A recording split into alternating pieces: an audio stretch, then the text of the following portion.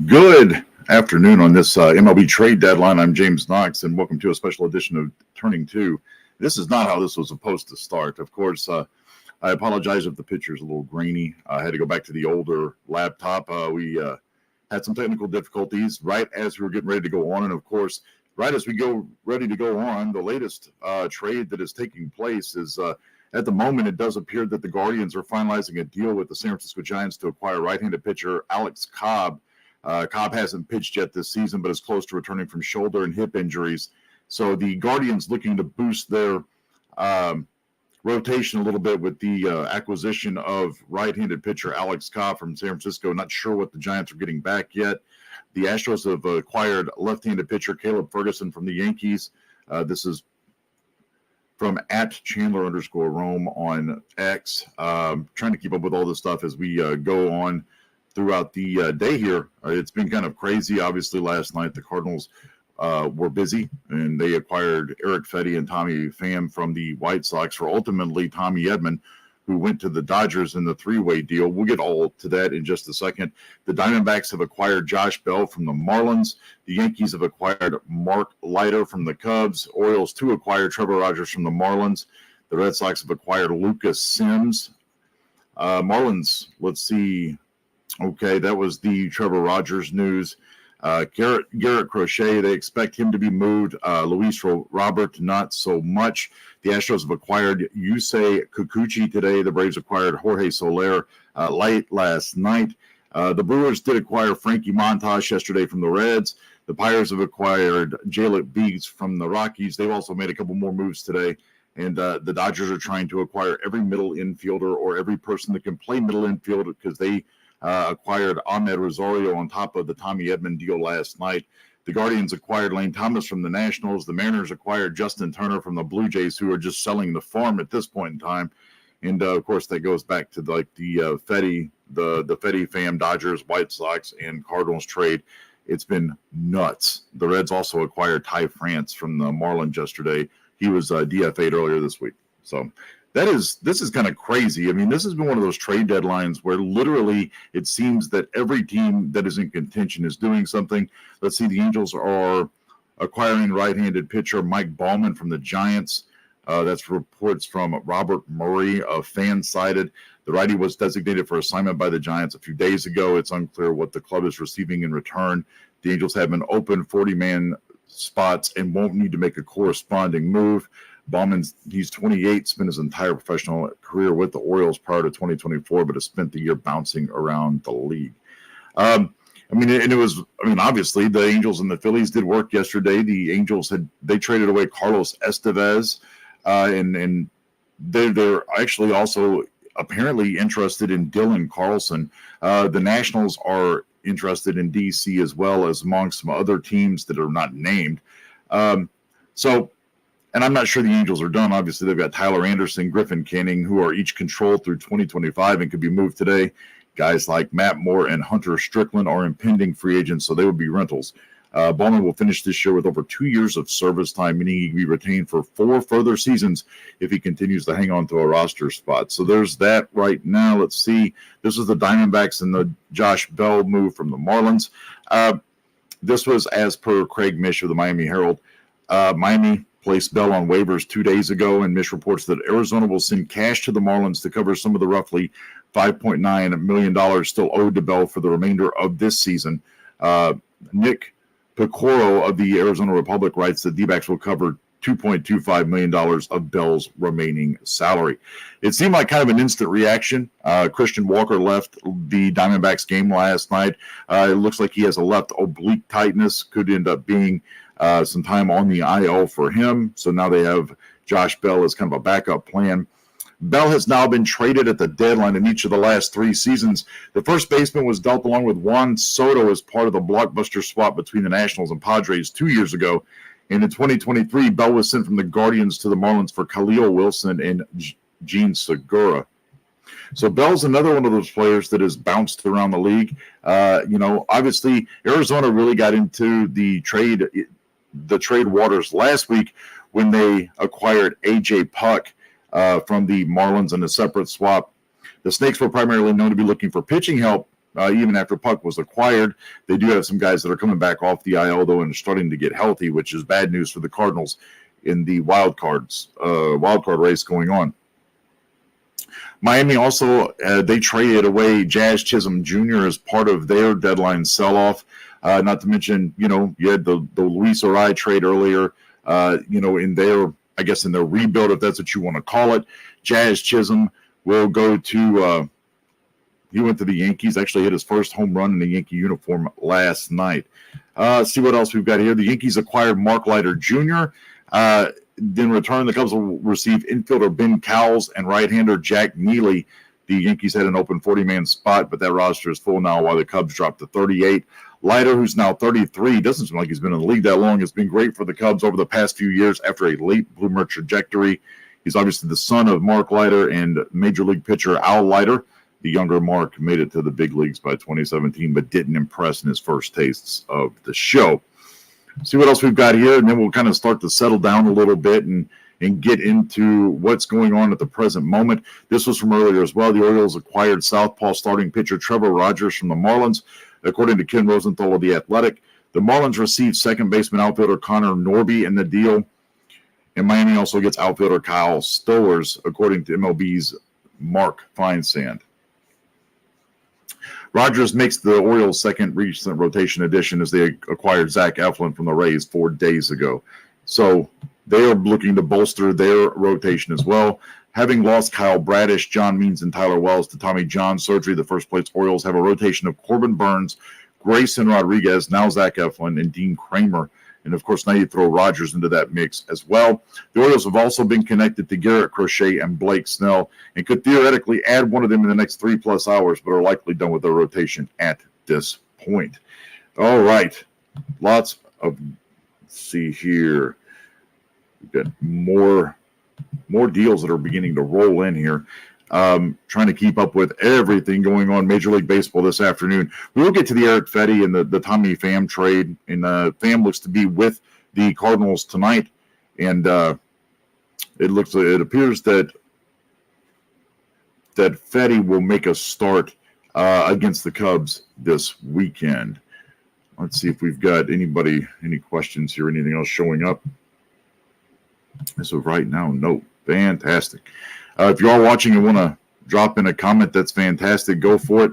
We will answer any questions, comments as we go along in the show today. Let's see here. I know that obviously Jack Flaherty's been in the news as a possible pitcher that could be moved. I know the Dodgers are interested in him. A couple other clubs that would be interested in dealing with Detroit to try to get Flaherty off their hands and into their rotation. Let's see here. I'm not still seeing anything. Where we're at here. Anything new? Really surprised that we're not seeing. Everything was kind of out of the box fast earlier, and now we're kind of starting to slow down.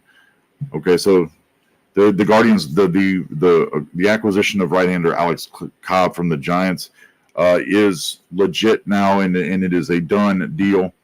That's per multiple sources, including MLB.com's Mandy Bell.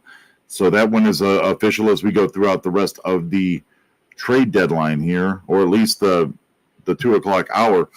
Remember when there used to be a time when the trade deadline was one of those deals that ended at 2, 3 o'clock in the afternoon? And, I think I did this show, was actually on doing the show when Harrison Bader was moved for Jordan Montgomery a couple of years ago.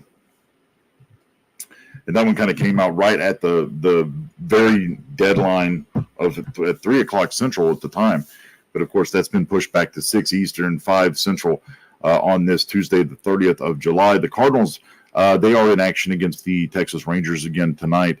We'll have to look and see if the probable pitching matchups have changed. I know that the Cardinals are calling up Michael McGreevy to pitch Wednesday against the Rangers, as it gives the rotation some extra time as you're playing 16 straight games without an off day. So the Cardinals want to try to lengthen their rotation a little bit, and they said they will use a 6-man rotation just this first time through to kind of get them all an extra day of work. That means Sonny Gray will be bumped from Wednesday against Texas to Friday against the Chicago Cubs. Let's take a look and see if there is a probable for the. I think it's the initial was supposed to be Lance Lynn for the Cardinals and Max Scherzer for the Rangers. I want to make sure that's still the case.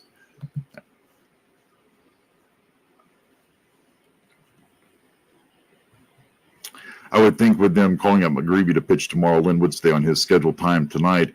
Yep, and it is for the probable pitchers for this evening's game at Busch Stadium, weather permitting. I know things have been a little sketchy there otherwise this morning and early afternoon. Max Scherzer for the Rangers, 2-3 with a 3.57 earned run average since coming back. He has 33 strikeouts on the year. And Lance Lynn, 5-4 with a 4.17. He is lodged there with 94 strikeouts on the season. That game is a 6:45 first pitch tonight from Busch Stadium. See if we have lineups yet. I don't believe we do. Awful early for lineups for a 6:45 game, but we'll see if we've got them. Not really seeing anything at this time. It's a battle of fastballs tonight at Busch Stadium. That is for sure. All right. Well, let's see if we've got any more trades going down on this Tuesday afternoon. This MLB trade deadline of 2024. Not really seeing anything else right now. Any other reports? Obviously, the news on Carlson is that there are other teams other than just the Nationals who are interested. Jack Flaherty. Let's see, Dodgers, other teams that are interested as well, including the Red Sox. Let's see, Rays most likely be traded in order in next 2+ hours. Zach Littell, Peter Fairbanks, and then Yandy Diaz. So you could see teams out there trying to get teams from the Rays as well. Let's see here. All right, Rangers is trading there. Okay, nothing there.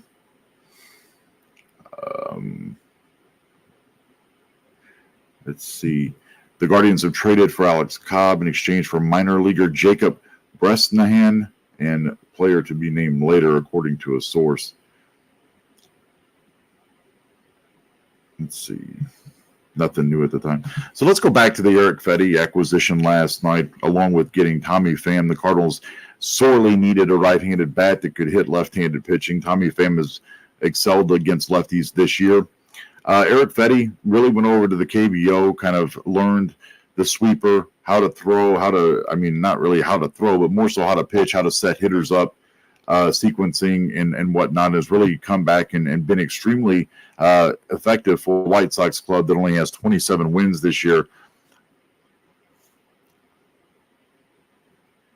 And he has just over 25% of them. I mean, he has 7 wins on the year. So you got a pitcher right there alone that has over 25% of your wins. And I would expect them to come into the Cardinals organization and certainly help solidify this rotation that's been shaky for a little bit recently. Even Sonny Gray, your ace, has been giving up 5-6 runs per game, and you just can't have that if you expect to dominate or even win a game in October, let alone get to the next round.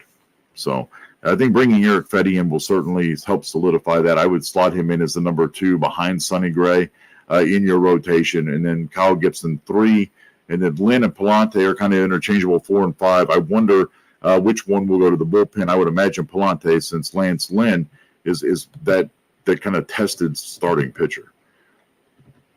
Let's see if we have anything new at the moment. Whatever we don't get on here this afternoon, you can follow for coverage on the Internet State 70 Sports Media page. We'll have all the up-to-dates there, especially if the Cardinals or Royals make another move. This afternoon, it's apparently the teams are inquiring on the availability of Yankees outfielder Alex Verdugo per at Francis Romeo FR on X. Verdugo on the year, actually having a pretty decent year in terms of home runs and RBIs, considering his playing time. He has 395 at-bats. He's hitting .238 with 10 home runs, 48 RBIs, 1 stolen base, and an OPS of 672. It really does seem, and we used to talk about this, especially on Roundabout Sports with Jeremy, that you would see teams that would go out and get those slap hitters, get the guys that can put the ball in play. Really a Michael Ciani type. Instead, everybody wants the home run. They want the power. And really, baseball has become the three true outcome sport: home run, walk, or strikeout. So while OPS is important, it's almost becoming the way of the win statistic for a pitcher. It's more or less a team stat instead of a pitcher stat. Well, I think we're just finally figuring this out after all this time of keeping stats in the game of baseball, that wins for a pitcher are not necessarily what we're looking at here as the be all tell all when it comes to how they're pitching in a set year and how competitive and just engaging and being able to stay in the moment as a pitcher instead of allowing yourself to get overwhelmed. We've seen that with Chris Roycroft, who was overwhelmed against the Cubs. Started tightening it back up, but he's been bad lately. I think I'd send him down, look for that other bullpen piece, and move on. I do like Kyle Leahy as well, and I think Leahy would make a good spot in that bullpen for getting rid or DFAing Chris Roycroft. Let's see here. Here it is. Excuse me. Let's see. The Mets traded left-handed pitcher Josh Walker to the Pirates for left-handed pitcher Nicolas Carreno. Reds traded right-handed pitcher Frankie Montes to the Brewers for right-handed pitcher Jacob Junis, outfielder Joey Weimer, in cash. Let's see if we have any other big deals here. Not really. It seems like everything, like I said, we were moving really, really fast, and now we've kind of slowed down to almost a snail's pace. Let's see. Nationals and Angels appear to be the two teams most interested in Dylan Carlson per source. The Cardinals are expected to deal him today, but his destination is still unclear. Joel Sherman tweeting out that the Cardinals would like to use Dylan Carlson. I see Dylan Carlson and I yawn. There's a correlation there. The Cardinals would like to see Dylan Carlson use him rather to add another reliever to that bullpen. Bullpen's been overworked, been overused, as it's been Helsley and Romero and Kittredge, and so you want to keep those guys fresh as we go throughout the dog days of summer and into the early stages of fall into the Major League Baseball playoffs. I think that the Cardinals have to look at, okay, so let's make moves that help us get in, or moves that are going to help us build for 25. I think that they would rather use the tools they have and so all of their assets to try to acquire somebody who can help in the bullpen. All right, let's see what we got here.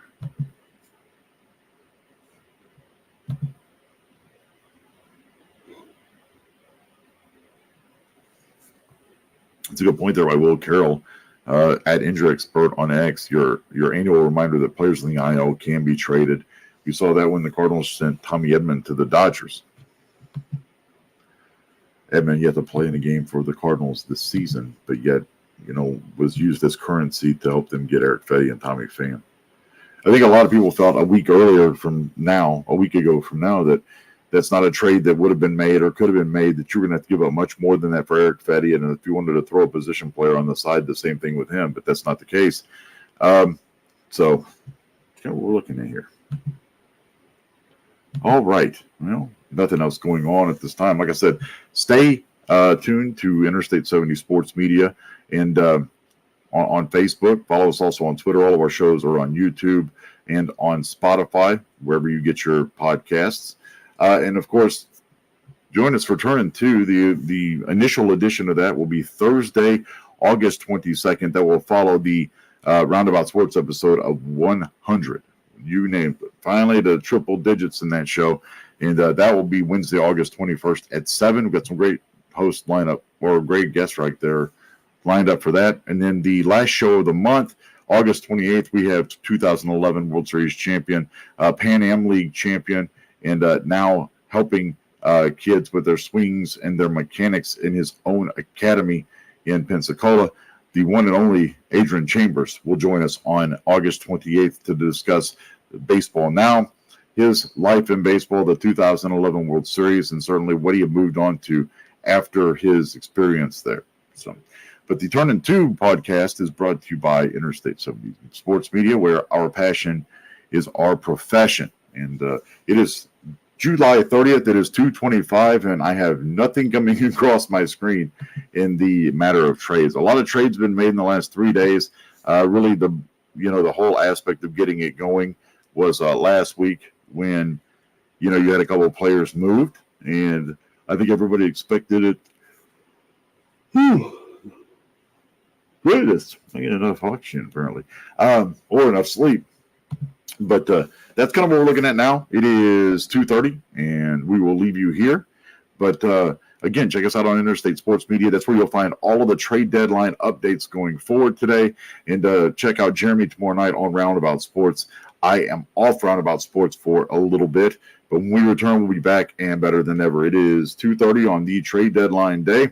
We're all caught up from here, and that'll do it for me. And we'll catch you on the other side. Everybody have a wonderful day, and go Cards.